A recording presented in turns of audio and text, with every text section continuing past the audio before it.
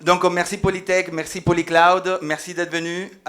J'espère que vous savez bien manger parce que vous allez entendre un accent espagnol en français avec un appareil dentaire, donc ça va pas être évident. Donc, si vous, jamais vous entendez, les slides, ils sont en open source et les liens seront partagés à la fin, donc n'hésitez pas. Si vous avez des questions, je serai là toute la journée. Et donc, merci pour la présentation. Aujourd'hui, je vais vous parler... Ah, c'est bon, c'est en français. Je vais vous parler de l'open source, comment on peut l'utiliser pour apprendre, grandir et trouver sa place. Donc aujourd'hui, ce n'est pas l'open source dans le cadre, il y a des projets open source, allez contribuer. Non, c'est plutôt comment on peut utiliser l'open source pour soi-même grandir. Et qui je suis, qui je représente, donc comme ça t'est dit, moi je suis directeur technique ou CTO de Cloud IAM. On fournit un SaaS, un High Availability, un produit open source qui s'appelle Keycloak, qui lui-même, c'est un des projets sur GitHub qui a le plus de stars dans le monde. C'est un des plus anciens aussi, 2013, ce qui est plus vieux que la SNCF et plus ancien que Kubernetes. Donc on peut avoir une petite idée du niveau de code qu'il y a à l'intérieur. Avant tout, parce qu'aujourd'hui, l'objectif, c'est parler de vous, pas tant de open source. Il faut comprendre, pour ceux qui me connaissent savent que j'adore l'histoire, il faut comprendre qu'est-ce que c'est un CV. Pour savoir qu'est-ce que c'est un CV, il faut comprendre qu'est-ce que c'était la première CV qui a été fait. Donc la première notion de CV, donc au curriculum vitae, a été aux dates de 1482, écrit par Léonard da Vinci en lettre au duc de Milan, en listant les points des choses qu'il promettait faire. Juste ça, une lettre écrite à la main en disant « Je vous vends A, B, C si vous m'embauchez ». Tout bête, tout simple. Et donc, qu'est-ce que c'est un curriculum vitae? Curriculum vitae, curriculum vient du mot currere, je ne sais pas si je le prononce bien en latin, qui veut dire courir. C'est une feuille de tout ce que vous avez vécu dans votre vie. Simple jusqu'à là. Il y a toujours les mêmes parties. Normalement, il y a votre nom, il y a ce que vous avez fait, ce que vous avez étudié, ce que vous aimez bien, etc. Tout ce que vous dites, tout ce que vous prétendez d'être, parce que personne ne va les vérifier. Il y a des choses qui sont plus faciles, genre votre diplôme. Il y a des choses qui sont plus compliquées, genre est-ce que vraiment vous avez appris à faire des microservices parce que vous savez travailler dans une société qui lui-même fait des microservices? Qui va valider ça? Même votre plus 1, plus 2, je ne sais pas. Mais pourquoi on a besoin? C'est justement parce que votre futur patron ne peut pas voir, il ne peut pas savoir. Et donc, à quoi ça revient? C'est qu'il y a vous, qui avez toutes vos compétences, tout ce que vous savez faire, il y a un papier qui dit « Ok, c'est ça ma représentation, ma vie, elle est réduite à un morceau de papier, à un A4 qui dit qui je suis, et après, il y a l'employeur qui fait confiance à tout ça. » C'est triste un peu de réduire la vie de quelqu'un à ça, en sachant qu'il y a une limitation qui est on ne peut pas avoir un CV trop long. Donc même le bout de papier, il ne peut pas être trop long. Il faut que ça entre une page, voire maximum 2 pages. C'est un proxy, en réalité, entre vous et l'employeur, ou votre futur employeur, ce que vous voulez qu'il soit, il y a ce proxy qui revient à votre bout de papier. 500 ans, même geste, revendiquer et espérer qu'on vous croit. Vous envoyez dizaines, des centaines de CV, il y a des gens qui ont des réponses, des gens qui n'ont même pas de réponse. Pourquoi? Parce que c'est exactement la même chose. On dit tous, même moi, qu'est-ce que je peux vous vendre? Qu'est-ce que je peux faire chez vous? Si vous ne me croyez pas, je ne vais pas avoir de nouvelles de votre part. Maintenant, on comprend un petit peu qu'est-ce que c'est un CV, d'où ça vient, etc. Maintenant, il faut comprendre qu'on a le signal qui s'est brouillé. Et qu'est-ce que ça veut dire? C'est que maintenant, tout le monde a la même promesse. Tous les CV se ressemblent, tout le monde utilise Claude, ChatGPT, les chats pour les aider à rédiger. Donc, ils donnent tous la même information. Et de plus en plus, on a des ingénieurs. Donc, les compétences, l'histoire racontent un peu la même chose. Tant donné que le cadre est petit, donc une page, on ne peut pas mettre grand-chose. Donc, ça fait que c'est encore plus pareil. Et ce n'est pas quelque chose que vient de ma tête. Est-ce que c'est là qu'on est tous les mêmes CV? Est-ce que c'est là un impact? Là, je vous montre une étude de Stanford Digital Economy Lab qui dit « Le travail sur lequel les juniors apprenaient s'est réduit. Donc, c'est 2025 l'étude. De l'emploi des développeurs de 22 à 25 depuis 2022 a réduit de 20%.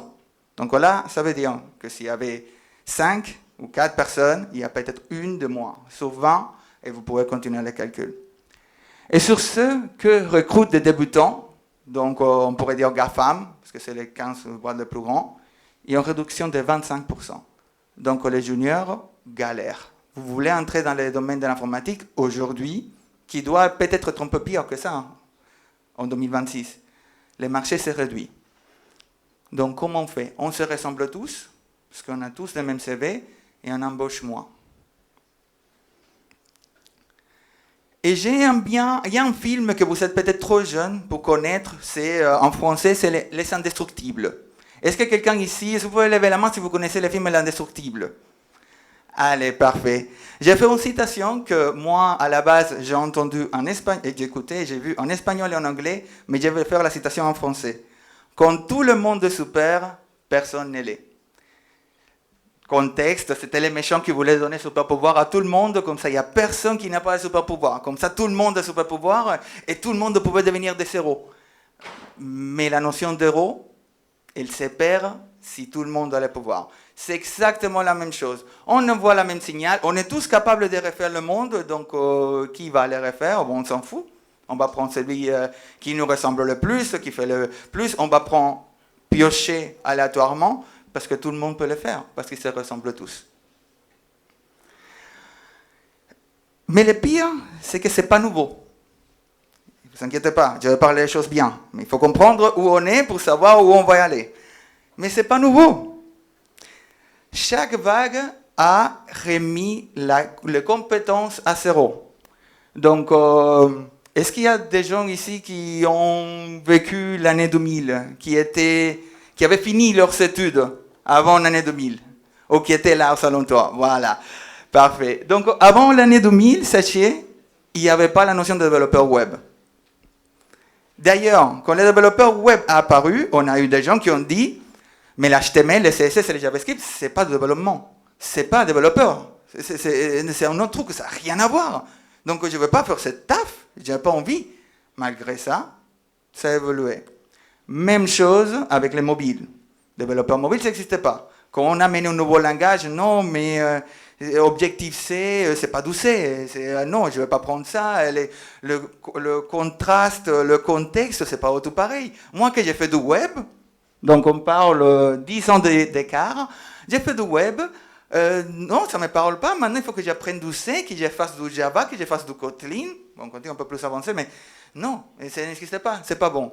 Et très simple. 2010 et plus, avant Terraform, ben, il n'y avait pas du IAC. Pas trop. Ça n'existait pas. Et donc, on n'avait pas ni la méthodologie DevOps, on n'avait pas la notion de SRE avant d'avoir les clouds. Ça n'existait pas. Et malgré ça, peut-être tous ici, vous avez fait des cours de cube, probablement, ou des SRE, ou des mobiles, ou du web. Mais ça, il y a 20 ans, il y a 25 ans, ça n'existait pas. Maintenant, l'IA, ça ne change pas. C'est encore une autre technologie qu'il faut apprendre, qui va reset, et qui va vous faire avancer, si vous le prenez. Ça ne veut pas dire qu'il n'y a pas de gens qui font du COBOL, non? Mais aujourd'hui, on a moins de demandes de COBOL qu'on avait avant 2010, avant les années 2000. Et pareil, je reprends une autre citation, Forum économique mondial. Donc, en 2025, ils se sont dit, qu'est-ce qu'on va voir en 2030? Et ils ont dit, 70% des jobs vont être impactés par l'IA, ou qui vont changer. C'est une estimation, personne ne sait le futur. Mais si on met une marge d'erreur à la moitié, ça veut dire que c'est quand même plus d'un tiers de la population mondiale, ou de la population qui travaille, ou des travailleurs. Donc un tiers va être impacté. C'est quand même bien être prêt pour ce tiers qui va être impacté, ou pouvoir faciliter la vie à ces gens qui vont être impactés. C'est probablement pas la tech, ou pas que la tech, mais c'est la tech qui va faciliter à ces gens. Les messages. L'IA change ce que vous apprenez, mais pas les stratégies. Quand vous signez pour faire la tech, vous, qui vous êtes la plupart des étudiants ici dans l'informatique, vous signez pour continuer à apprendre à vie. Il n'y a aucun moment, vous vous arrêtez, vous êtes obsolète. 6 mois, 1 an, 5 ans, vous êtes obsolète. Et ça s'applique à tout, même à COBOL. Parce que peut-être, vous travaillez dans une banque, qui a peut-être 3 banques qui utilisent COBOL, vous travaillez dans une banque, mais peut-être il faut comprendre comment les microservices impactent. Mais microservices existent depuis 20 ans, 30 ans après COBOL. Mais oui, il faut comprendre.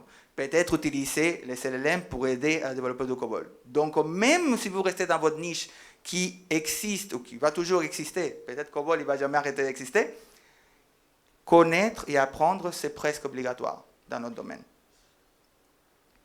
Maintenant, tout le contexte, on va arrêter de raconter, on va montrer. Et c'est là le cœur de la conf. En réalité, qu'est-ce que c'est l'open source? L'open source, c'est un CV à l'inverse.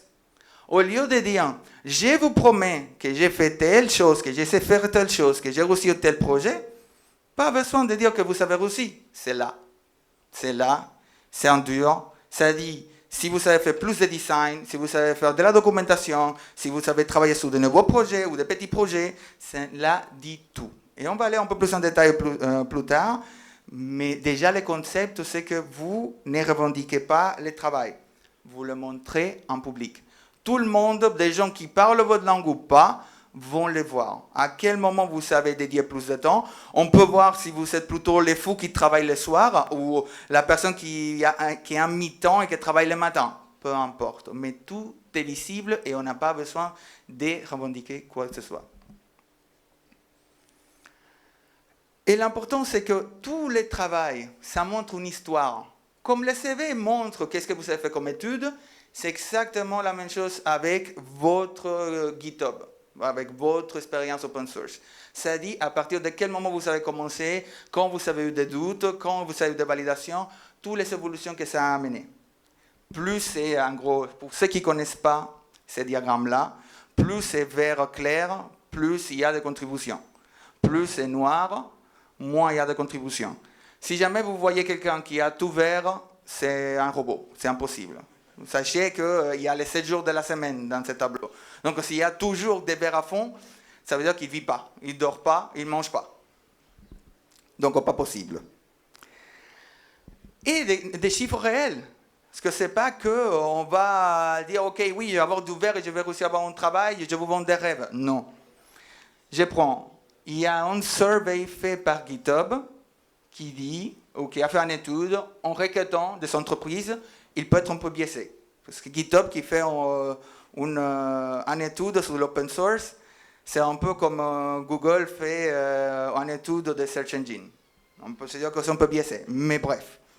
70% des boîtes qui l'ont enquêté ont dit que perçoivent favorablement les contributions open source à l'embauche. Et de l'autre côté, c'est qu'ils regardent de plus en plus les GitHub dans les CV. Donc, qu'est-ce que ça veut dire? Déjà, ce n'est pas moi. Donc, si vous faites de l'open source, les gens ne vont pas dire « Non, vous nous saoulez avec votre GitHub, je n'ai pas envie, je veux un truc simple. » Personne ne dit ça. Il y a 70% que c'est favorable. Là, on ne voit pas de négatif. Donc, c'est déjà bien. Et il y a un peu un mot caché, là, dans la partie droite pour vous, à gauche pour moi, c'est que les gens regardent les deux. Donc, ce n'est pas que un ou que l'autre. Vous pouvez avoir les deux. Maintenant, je vous donne tout ça. Oui, c'est génial, je peux peut-être trouver un travail. Et comment j'y arrive? Quelle voie on peut trouver? Parce que sur l'idée, c'est génial, mais il faut trouver une façon d'y arriver. Il y a plusieurs portes d'entrée, et c'est ça que c'est génial. Il y a une que vous connaissez tous, il y a le développement. Facile. Il y a une autre qui est la conception, donc faire UI, UX, améliorer un formulaire parce que ce n'est pas adapté, c'est possible. Vous pouvez faire de la documentation. Il y a énormément de projets open source qui manquent de la visibilité juste parce que moi maintenant, mais parce que la personne qui l'a développé, il est chinois. Et comment on arrive à les faire connaître en western si il ne parle pas anglais? Ou il a fait un produit génial, mais le mec, il l'a fait en français. Donc comment on peut réussir à partager? Il y a la documentation qui manque. Moi, j'ai commencé dans le monde de l'open source grâce à une documentation. Ma première PR, c'était de la documentation. Il y a l'orientation. il y a des idées, des retours. Dans l'open source, il n'y a pas de niveau, il n'y a pas de classisme. Un gamin de 10 ans peut faire un issue sur GitHub comme Macron. Tous les deux ont les mêmes niveaux devant GitHub, c'est comme la justice. Il n'y a pas un super pouvoir qui dit non, mon issue il est payant. Oh non, mon issue il est important. Non, un issue c'est un issue et personne bloque. Donc, peut-être pour ceux qui ont des enfants déjà, vos enfants peuvent faire des PR, l'État peut faire des PR, n'importe qui peut faire des PR. Et maintenant, vous pouvez faire des PR dans n'importe quelle langue parce que vous pouvez les traduire. Et bien sûr, ça va parler peut-être à la plupart des gens ici, l'opération. Ah ok, c'est fait, il y a qu'un Docker Compose, allez, on les met sur Cube, allez, on fait un opérateur, allez, on fait une charte Helm. Peut-être un développeur ne sait pas les faire. Vous n'allez pas demander à un UI UX qu'il les fasse. Quelqu'un qui fait la documentation, il ne sait même pas comment ça passe, mais c'est quelque chose qui peut se faire. Mais le mieux, c'est que je vous donne 5 portes, mais vous pouvez créer la vôtre. Le monde de l'open source, ce n'est pas un monde fermé. Donc, vous pouvez créer vous-même des voies pour réussir votre projet. Et en réalité, dit ok, génial, j'ai fait de l'UX, mais comment je commence? Le plus facile, c'est utiliser-le. Au lieu de commencer par, ok, je veux trouver un projet open source pour participer parce que j'ai besoin d'un job, non. Commencez par se poser la question à l'inverse. Est-ce que j'utilise déjà un projet open source? N'importe lequel, n'importe si c'est grand. Peut-être commencer par celle-là. Ah oui, nous on adore Discord. Est-ce qu'il n'y a pas un Discord open source? Peut-être c'est pas connu, mais si c'est pas connu, ça veut dire qu'il y a de la place. Pareil, Slack, Mattermost, X, peu importe. Mais commencez par l'utiliser. C'est le plus simple parce que vous allez avoir des retours réels d'utilisation et puis vous allez aller dans les codes. Vous allez voir le projet lui-même. Puis observez. Ok, j'ai trouvé Mattermost, on m'a plu énormément. Ok, je vais voir comment on peut faire des contributions. Je regarde, ok, il y a un fichier, pour ceux qui ne connaissent pas, il y a un fichier dans tous les projets open source qui explique comment on peut faire des contributions. Ça s'appelle contributing.md, du Markdown. Vous regardez quelles sont les règles. C'est un peu comme la religion au sens d'un projet open source. S'il faut mettre une prière à chaque PR au début, à la fin, ça va être rédigé là. C'est les règles du clan, ils sont rédigées là. Qu'il faut 10 tags, il faut taguer 2 personnes et il faut attendre 10 jours à la CI, ça va être dit dans les contributing. Si les règles sont respectées, votre idée, normalement, doit être mergeable. Peut-être votre idée, ça part totalement de l'autre côté de la plaque, hein, mais ça va respecter toutes les consignes pour être mergé. Et ne commencez pas par apporter la fonctionnalité la plus folle, la documentation qui va tout changer. Un tout petit. En couleur, UX, un changement d'ordre dans un dashboard, un truc tout petit. Ne commencez pas par la charte Helm. Peut-être commencez par est-ce que ça marche sur Cube? Est-ce que je peux le faire avec 2 commandes? Et ça, c'est très bien dans la théorie. Je vous ai dit que j'ai commencé d'une façon, je vais vous donner un exemple. Vous faites du design. Vous utilisez un outil open source toutes les semaines. Dans les guides d'utilisation de ce projet open source, il y a une capture d'écran qui ne marche plus, qui est périmée. Vous le remplacez, vous faites un pull request et vous écrivez une phrase en disant la documentation elle n'est pas bonne. Un mainteneur la merge. Ça, c'est exactement comme ça que j'ai commencé ma carrière et moi, je n'ai pas fait du design. D'ailleurs, rien que vous voyez là, c'est aussi joli parce que c'est moi qui l'ai fait. C'est plus grâce à Claude avec les couleurs, etc. Donc, moi, j'ai commencé comme ça il y a 15 ans. Vous pouvez aussi commencer. Et plus on a de projets open source, plus ce type de choses arrivent. Plus il y a de l'accélération, plus la documentation est en retard. Donc, plus il y a de l'opportunité pour faire un PR qui va mettre du vert, no matter what. Et ça, c'est très important, zéro code. Là, ça, je l'ai fait quand j'avais 15-16 ans. Je n'avais pas encore la notion du code. C'était quand j'ai commencé à faire du code. Ça, vous pouvez le faire à tous les niveaux. Peu importe aussi UI, UX, prod, design, développeur ou ops. Très important. Parce que jusqu'à là, j'ai parlé un peu de IA, mais là, on va parler de l'autre côté. N'ayez pas peur de l'IA. faites-le votre levier, c'est la phrase jolie. Comment on peut utiliser l'IA au lieu de l'utiliser comme jusqu'à là, non, maintenant tous les CV sont tous les mêmes. Oui, parce que tout le monde utilise Claude et même on utilise les mêmes skills et l'école nous a dit, ah oui, il faut que vous donniez ça dans le prompt pour que ça génère un CV cool. Mais ils sont tous aussi cool, donc ils sont tous la même chose. Mais ça ne veut pas dire que l'IA, c'est mauvais. Maintenant, comment on peut utiliser l'IA pour nous aider sur cette démarche? Parce que l'objectif, c'est pour vous. Comment ça peut vous aider? Et moi inclus. L'IA peut vous aider à coder. Pas dans le sens, fais-moi une fonctionnalité qui fait du sens dans ce projet open source, mais quelque chose de bête. Tu peux m'ajouter des tests unitaires qui manquent des edge cases sur telle fonctionnalité? Ça, c'est très bien. Ça, je l'ai fait pour Quarkus, pour info. Il y a un pair que j'ai fait l'année dernière pour Quarkus, il y avait une erreur qui manquait, bah, j'ai fait la modification, et j'ai dit, mais ça pétait parce qu'il manquait les tests qui validaient que ça marchait, pas. Et donc j'ai fait les fixes, et j'ai demandé à l'époque, c'était ChatGPT, il manque ça, est-ce que tu peux l'ajouter? C'était validé, aujourd'hui c'est dans Quarkus. Elle conçoit avec vous. Ah oui, là, sans coder. Il manque un empty state pour tel formulaire. Vous ne savez pas besoin de coder pour ça. Vous savez qu'il manque un empty state. Pour ceux qui ne connaissent pas ce que c'est un empty state, c'est quand vous arrivez sur une page et elle n'a pas encore chargé la page, donc on le donne. Et il y a plein de applis où ça ne montre rien, il y a une page vide. Et donc en attendant de charger les données, il y a un état vide, un empty state. Ça, c'est super facile à faire.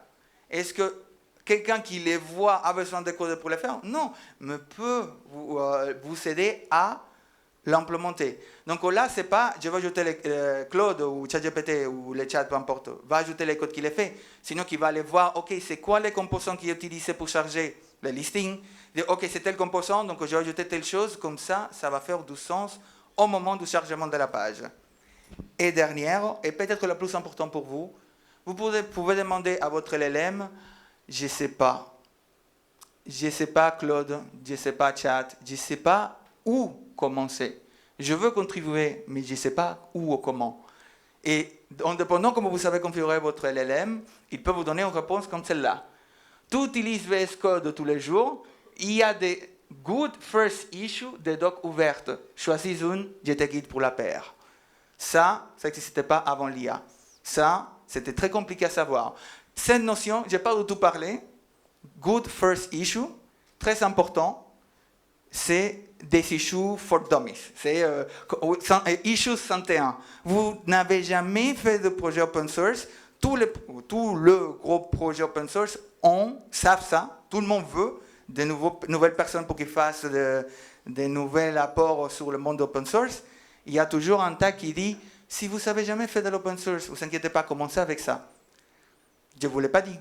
Mais si vous posez la question à Claude, ça serait la première chose qu'il vous dirait. Comme ça, il peut vous inspirer. Peut-être ce n'est pas VS Code parce que vous ne codez pas. Mais peut-être il va vous dire, mais tu utilises Slack tous les jours. Pourquoi tu ne passes pas sur un autre? Par contre, c'est joli, c'est beau, ça va très très vite. Ce que je vous vends, ou ce que je vous présente, c'est une stratégie. Ce n'est pas une promesse. Vous pouvez faire tout ça et quand même rester au chômage 2 ans. C'est en réalité. Mais c'est une stratégie que si vous le faites, et plus longtemps vous le faites, plus vous avez la possibilité de gagner. Vous décidez, est-ce que vous voulez être devant la vague ou derrière? Par contre, si vous voulez être derrière la vague, ce n'est pas quand il fait 3 mètres qu'il faut aller derrière. C'est déjà trop tard. Vous vous mettez derrière petit à petit. Il faut faire des efforts. Peut-être vous cherchez un tas, vous savez, l'école, et en même temps, le soir, vous devez trouver une façon d'apporter un projet qui ne vous fait pas de l'argent. Il y a un peu anticapitalisme avec l'open source, parce qu'il y a des gens qui vont faire de l'argent avec ce que vous produisez. Oui, c'est possible, mais cette stratégie, elle est toujours gagnante. Il y a des gens qui font de burn-out grâce à l'open source, il y a des gens qui font de burn-out mal payés, et ils ne font pas de l'open source. Pour réussir à faire cela, moi j'ai 3 conseils qui rapportent dans la durée le faire l'open source, mis à part le fait de trouver un taf. C'est les compétences. Petite anecdote, il y a 4 ans, j'ai travaillé avec un des ministères français qui avait besoin de produits ou de la boîte où j'ai bossé et qui avait une contrainte de taille. À l'époque, on utilisait Minio, pour ceux qui connaissent service de stockage. Et donc, le client, il vient vers nous, il nous dit, nous, on envoie des données qui sont assez gros, un seul fichier. Est-ce que vous savez quelle est la taille maximale que le produit que vous fournissez permet? J'ai dit, je n'ai aucune idée, mais ça on trouve rapidement. Et j'ai trouvé 5 Tera à l'époque. Minio permettait de téléverser un seul fichier, donc un seul file de 5 Tera. J'ai dit, c'est classe, pas mal. Et donc je me posais la question à l'inverse. Comment on a réussi à trouver ça? Personne ne se pose trop la question, ok, j'ai fait un protocole, je l'implémente. C'est quoi la limite? Pourquoi c'est 5 Tera? À quel moment on a passé des 2? Parce que ça, c'est pas 5 Tera, ils ont commencé, ils sont restés là. Avant, c'était moins, je crois qu'à une époque, c'était 100 gigas, les fichiers de Provençaux Minio. Ça bougeait 1 Tera, jusqu'à 100 Tera, et puis je ne sais pas jusqu'à combien, jusqu'à qu'ils l'ont arrêté. La Minio n'existe plus, pour information. Mais ça a poussé la communauté de se dire, ok, on fait un protocole, bon, ça marche pour 10 ordinateurs. Maintenant, on le fait pousser pour que ça tourne à 100 ordinateurs. Là, on le fait tourner pour que ça soit cloud native. On pousse les sujets techniquement à la limite. Parce que les projets open source ont des plus beaux sujets de l'open source qui vous apportent dans votre CV. C'est la compétence technique que vous allez pousser. C'est très, très évolutif, exigeant, mais l'exigence vient avec le temps. Minio n'a pas commencé avec 100 Tera. Mais ils ont réussi à faire 5 Tera il y a 4 ou 5 ans. Vous pouvez participer à un projet qui va faire cette évolution. Et vous allez apprendre de cette évolution. Il y a les réseaux.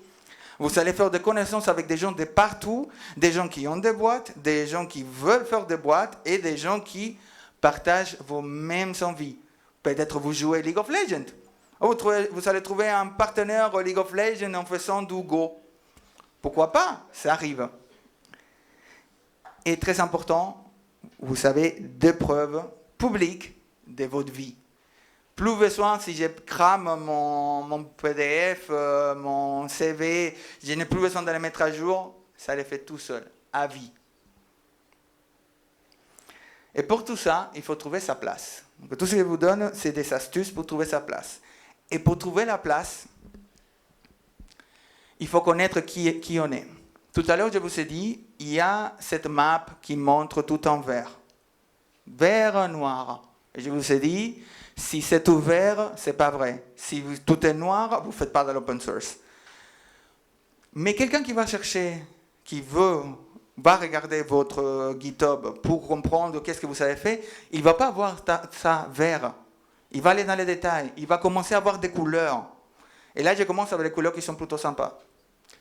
Je vois, oui, il a commencé, il a pris Cube, il a participé au début, il a vu comme ça marchait, il l'a utilisé. Nickel, donc au début, il était plutôt consommateur. Il a fait quelques commentaires, il a participé un peu informellement. Puis, plus tard, il a fait sa première PR de documentation mergée. Puis, il a réussi à faire un opérateur.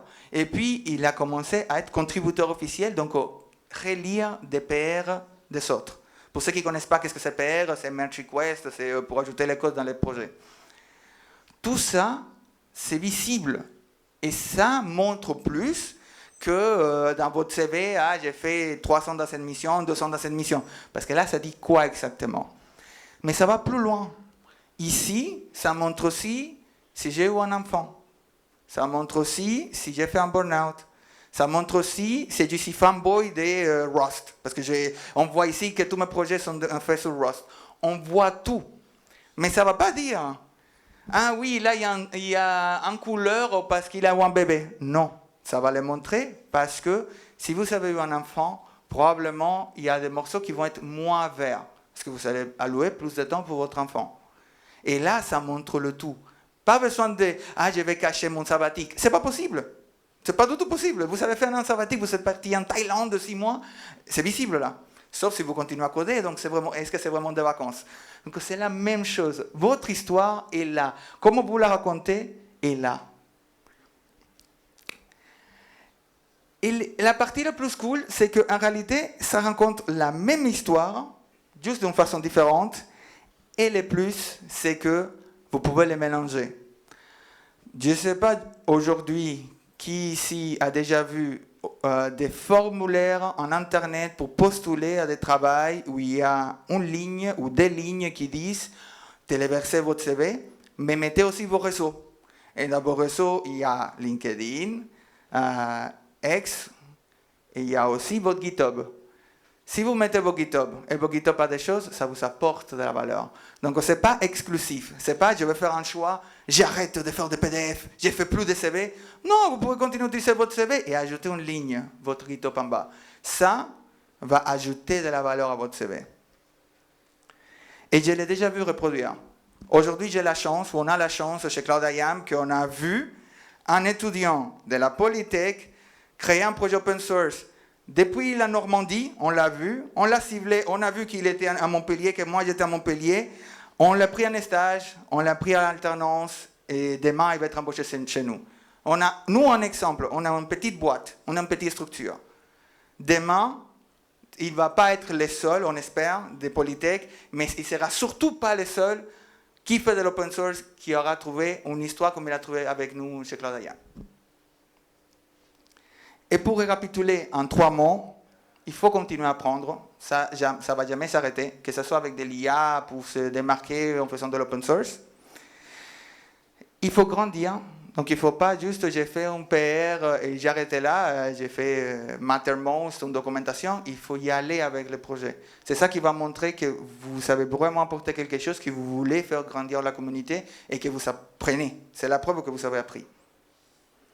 Et il faut trouver sa place. Il faut savoir se connaître. Et pour savoir se connaître, il faut faire. Donc, soit vous savez très bien qui vous êtes et votre map va être exactement ce que vous avez pensé que vous allez faire, ou plutôt, ça va dire, ah oui, il a commencé dans tel axe, et puis il a évolué, et puis il a changé, parce que la vie, ça change. Et maintenant, pour moi, c'est à vous de jouer. Essayez. Faites passer une case, un verre, un PR, un commentaire, et je vous garantis, pas de promesse, mais je vous garantis que cette stratégie-là va vous aider à trouver votre place demain dans le monde de l'open source. Merci.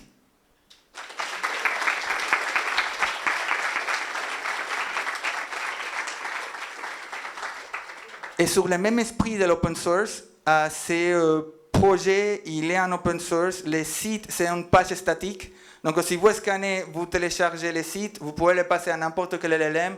Vous pouvez prendre ces slides tels comme ils sont, l'analyser, changer les couleurs, prendre votre partie, vous faites ce que vous voulez. Je ne sais pas s'il est très adapté au mobile, responsive, mais déjà, vous pouvez prendre l'URL et jouer avec. Voilà. Merci.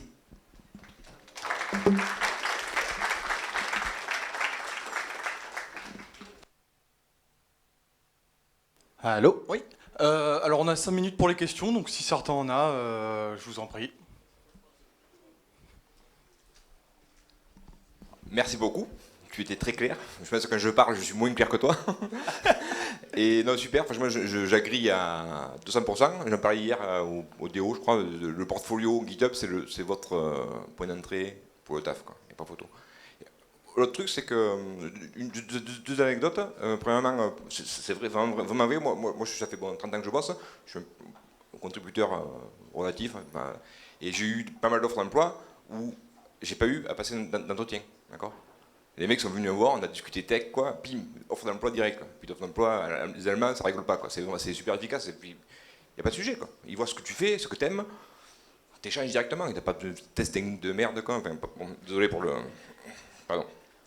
Premier truc. Et l'autre truc, c'est que contribuer à l'open source, c'est aussi la chance d'être reviewé, quoi, par des mecs qui sont super forts, quoi. Et waouh, les mecs sont super sympas en général, quoi, et tu grandis à une vitesse, enfin, c'est incroyable, quoi. Franchement, c'est vraiment incroyable. Tout à fait, merci. Et c'est vrai, je n'ai pas dit du tout. Vous faites de l'open source, probablement vous faites plus des entretiens techniques. Parce que s'il y a tout sur votre carte verte, ça dit aussi combien de merge requests on est parti à la poubelle, combien on est émergé, et on n'a pas besoin de valider que si vous faites du cube, vous savez participer au développement de cube. Vous connaissez plus que tout le monde dans le monde. Merci. Pas d'autres questions? Eh ben on est bon alors. Merci.